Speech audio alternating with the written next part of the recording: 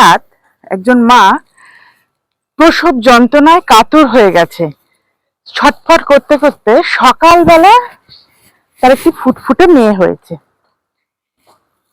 সেই মা রে এত কষ্ট দিলি কেন?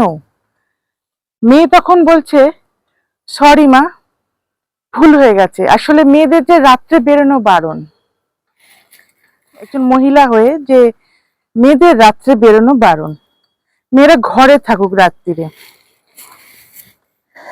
সেটা না বলে উনি যদি এটা বলতেন যে এই যারা শিকারী মেয়েদের জন্য ওত পেতে বসে থাকে রাত্রে হায়নার মতন, তাদের রাত্রে বন্দি করে রাখুক না, সেটা বোধহয় সবচেয়ে ভালো কাজ। শিকার হবে এবং তাকেই মুখ লুকিয়ে বসে থাকতে হবে ঘরে।